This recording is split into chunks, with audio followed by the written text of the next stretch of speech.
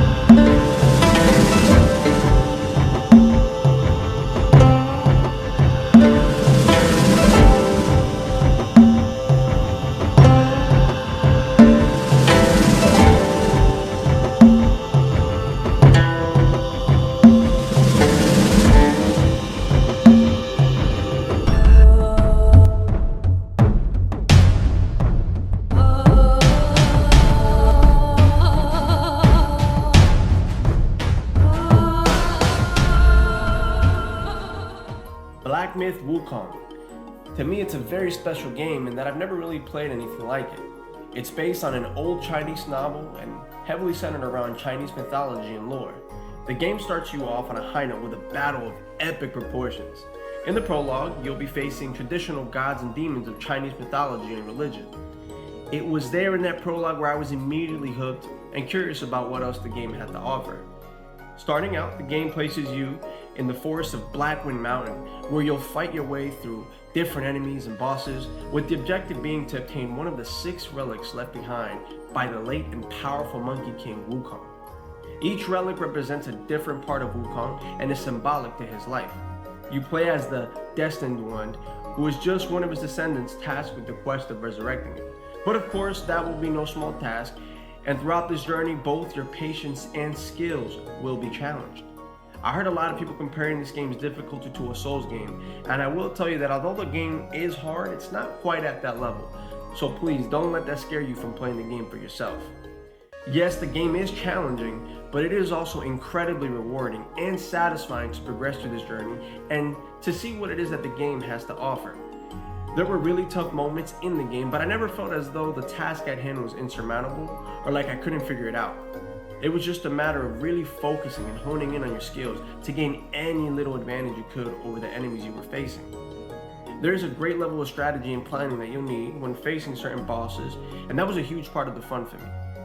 All the bosses were distinct and unique in their own way, each with their own background, lore, and even intros. The character models were all awesome to look at, and each enemy and boss behaved in their own way and presented their own challenge. I never felt as though I was facing each one the same way, which kept the gameplay feeling fresh and fun. The gameplay also is centered around light and heavy attack combos and spells, with stamina being depleted with each move. You'll also have the ability to hone in on your personal playstyle because the game offers you several in-depth skill trees that all affect your character in different ways. Your character skills are broken up into 6 main categories. Your foundation skill points affect more of your basic moves and stats like HP, mana, and stamina, along with your attacks and dodges. The staff stances affect your fighting style and moveset while providing boosts to damage and focus. Mysticism skill points affect the different spells that you unlock as you play the game. Alteration skill points affect different altered states that help with either evasion or blocking. The Strand category affects one of Wukong's abilities that affect duplicates that he can actually summon during battle. And lastly, your transformation skill points affect your state of transformation spells while boosting attack duration and status effects. With all of these different options made available to you, there is a playstyle in here for everyone. And while I may have my own strategy for defeating a certain boss, your approach may be entirely different, but with the same end result. In the middle of a battle, you can also take drinks to enhance certain stats. These drinks can make you more resistant to poison or other elemental effects like thunder, fire, and frost. They can significantly affect damage and stamina recovery too. Part of the fun is also figuring out when and how to use them, so I did like that. The RPG elements in this game are also great without feeling overwhelming or convoluted. Sometimes when playing certain RPG games, the learning curve can be pretty intimidating, but in Black Myth Wukong, the developers took a more simplistic approach while still making the game feel like it had real depth. It's a great example of how less can sometimes be more. Different armor sets can also be unlocked as you progress through the game. Crafting these different armor pieces enhances your character in different ways, and it's pretty noticeable too. You can mix and match different parts of your armor to make your character really feel like your own and to take advantage of any perks the armor gives you. As far as your weapon's concerned, you'll only really have one, which is the bow staff, but you'll enhance that bow staff quite a bit as you keep advancing through the game. The gameplay with the bow staff feels smooth, fluid, and responsive, and with the different staff stances that the game offers you, there is incentive to continue playing the game to unlock new moves, which will help vary things up quite a bit.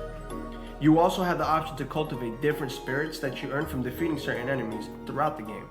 These spirits can be cultivated into different key spells, which temporarily transform your character into another creature with its own ability.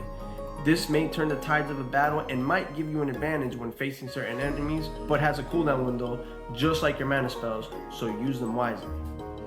I have to give credit to the world design. The world itself is absolutely stunning, and the graphics and sounds are absolutely immersive and fitting.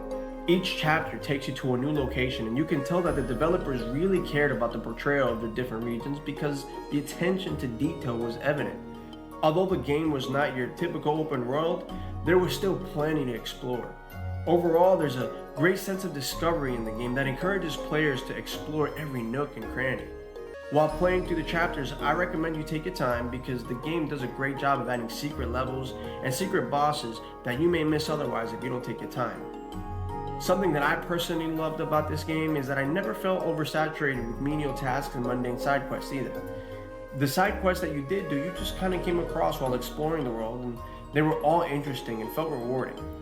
To be just a bit more critical though, I will say that when I first started playing the game, there was no real sense of direction. I mean, the game didn't really give you a world map, which obviously sometimes made it very hard to know exactly where it was that you were going, especially when you wanted to make sure that you weren't missing anything throughout the chapter.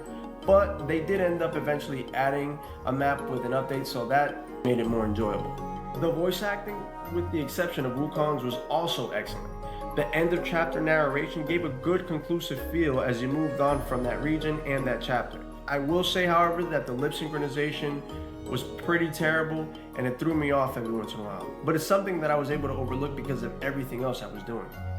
I will also say that the Decim one isn't the most memorable character in an otherwise pretty memorable game. He doesn't talk or say anything that makes him really stand out as a protagonist. Other characters and bosses in the game are much more expressive, while he's just kind of there. I think some people might mind this, and although I personally would have liked for him to be a bit more memorable, the way they handled this character and the story just works.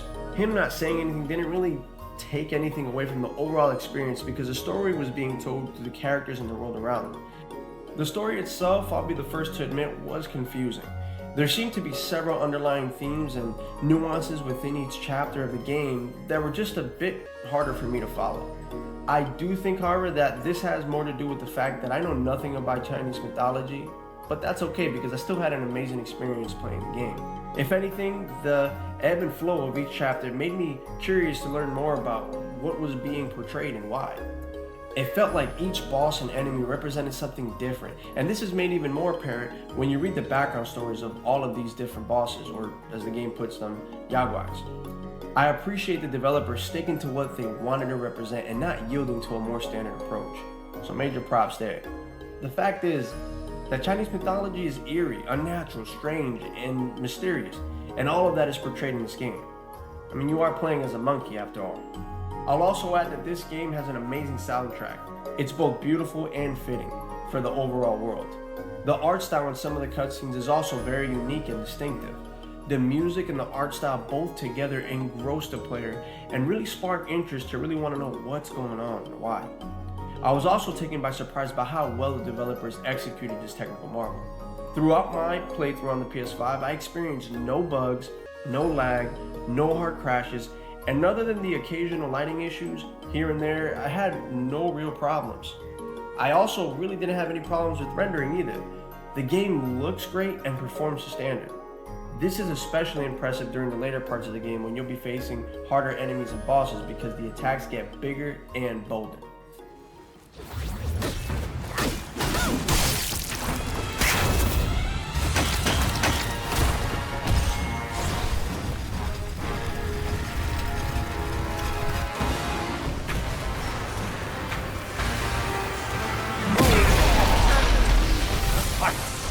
Fleeting chance is the last one.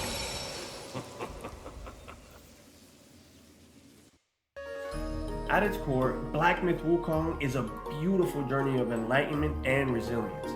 You see a character grow in both power and wisdom as he learns more about the legendary Monkey King. Wukong himself was portrayed to be powerful, rebellious, daring, and you see this translated in your character throughout the game. It's a beautiful representation of Chinese culture, and I gotta say, Game Science put the gaming industry on notice with this one. It's fun, enjoyable, memorable, challenging, and rewarding. This is gaming done right. No microtransactions, no indications of an incomplete game, no major game-ending bugs or crashes, and no meaningless side quests that'll drive you mad. For those reasons, Black Myth Wukong gets a 9 out of 10. The only thing keeping this game from being a 10 out of 10 to me is that the main protagonist wasn't the most memorable. But other than that, this game is fun, replayable, immersive, and nothing short of amazing. I would highly recommend it to anyone. It's a worthwhile experience brought to you by a company whose attention to detail deserves to be applauded, which is why you should go out and buy it. Thank you guys for watching this review. I hope you enjoyed it. Hit that like and subscribe button for me, but also leave a comment with your own thoughts on the game below. And as always, be on the lookout for another video from the Video Game Guy.